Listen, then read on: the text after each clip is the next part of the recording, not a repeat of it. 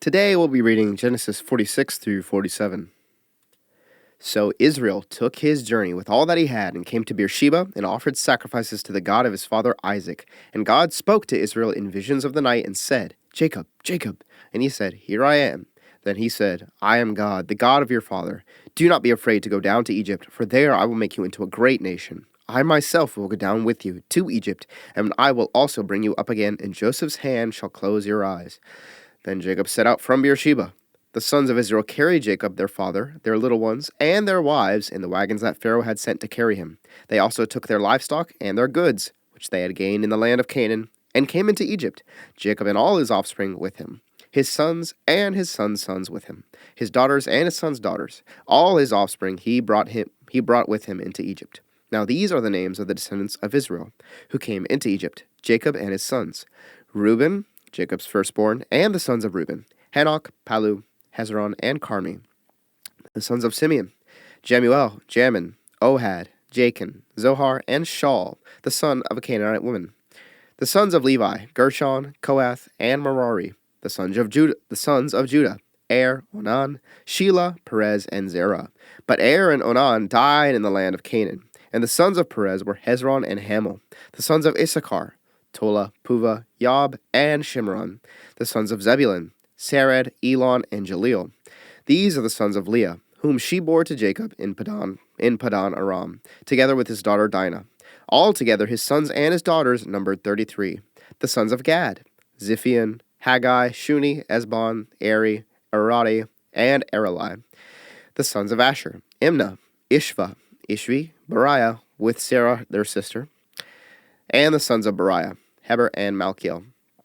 These are the sons of Zilpah, whom Laban gave to Leah his daughter, and these she bore to Jacob, 16 persons. The sons of Rachel, Jacob's wife, Joseph and Benjamin. And to Joseph in the land of Egypt were born Manasseh and Ephraim, whom Asenath, the daughter of Potiphar, the priest of On, bore to him.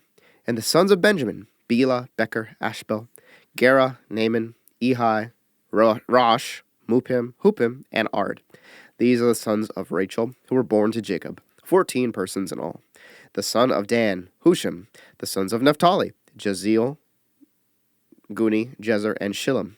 These are the sons of Bilhah, whom Laban gave to Rachel his daughter, and these she bore to Jacob, 7 persons in all. All the persons belonging to Jacob who came into Egypt, who were his own descendants, not including Jacob's sons' wives, were 66 persons in all. And the sons of Joseph, who were born to him in Egypt, were 2. All the persons of the house of Jacob who came into Egypt were 70. He had sent Judah ahead of him to Joseph to show the way before him in Goshen, and they came into the land of Goshen. Then Joseph prepared his chariot and went up to meet Israel his father in Goshen. He presented himself to him and fell on his neck and wept on his neck a good while. Israel said to Joseph, "Now let me die, since I have seen your face and know that you are still alive." Joseph said to his brothers and to his father's household, "I will go up and tell Pharaoh and will say to him, 'My brothers and my father's household, who are in the land of Canaan, have come to me, and the men are shepherds, for they have been keepers of livestock. And they have brought their flocks and their herds and all that they have. When Pharaoh calls you and says, "What is your occupation?" you shall say, "Your servants have been keepers of livestock from our youth even until now, both we and our fathers, in order that you may dwell in the land of Goshen, for every shepherd is an abomination to the Egyptians."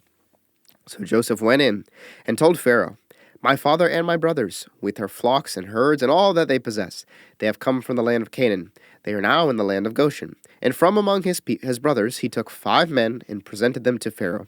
Pharaoh said to his brothers, "What is your occupation?" And they said to Pharaoh, "Your servants are shepherds, as our fathers were." They said to Pharaoh, "We have come to sojourn in the land, for there is no pasture for your servants' flocks, for the famine is severe in the land of Canaan. And now, please, let your servants dwell in the land of Goshen." Then Pharaoh said to Joseph, "Your father and your brothers have come to you. The land of Egypt is before you. Settle your father and your brothers in the best of the land. Let them settle in the land of Goshen, and if you know any able men among them, put them in charge of my livestock." Then Joseph brought in Jacob his father and stood him before Pharaoh, and Jacob blessed Pharaoh. And Pharaoh said to Jacob, "How many are the days of the years of your life?" And Jacob said to Pharaoh, "The days of the years of my sojourning are 130 years. Few and evil have been the days of the years of my life, and they have not attained to the days of the years of the life of my fathers in the days of their sojourning." And Jacob blessed Pharaoh, and went out from the presence of Pharaoh.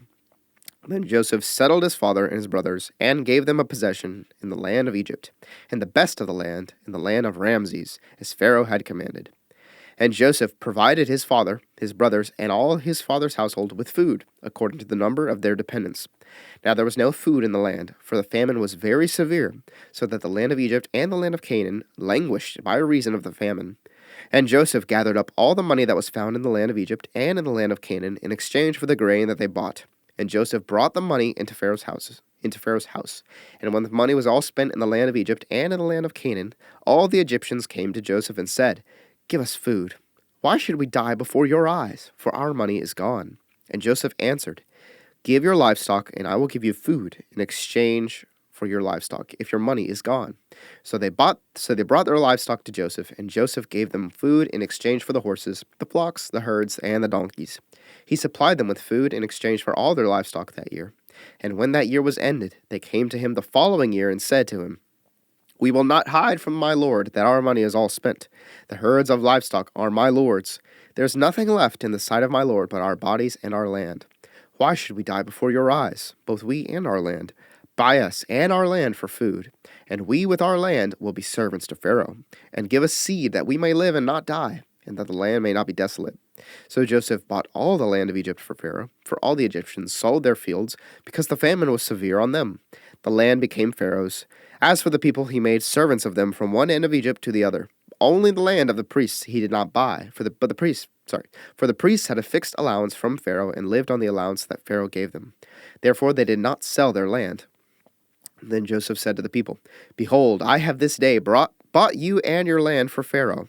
Now here is seed for you, and you shall sow the land, and at the harvests you shall give a fifth to Pharaoh, and 4/5 shall be your own, as seed for the field, and as food for yourselves and your households, and as food for your little ones." And they said, "You have saved our lives. May it please my lord, we will be servants to Pharaoh." So Joseph made it a statute concerning the land of Egypt, and it stands to this day, that Pharaoh should have the fifth. The land of the priests alone did not become Pharaoh's. Thus Israel settled in the land of Egypt in the land of Goshen, and they gained possessions in it, and were fruitful and multiplied greatly.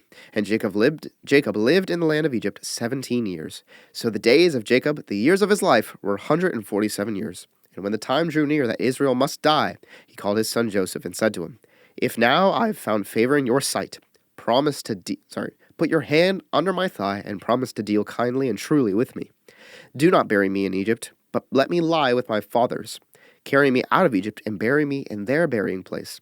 He answered, "I will do as you have said." And he said, "Swear to me." And he swore to him. Then Israel bowed himself upon the head of his bed.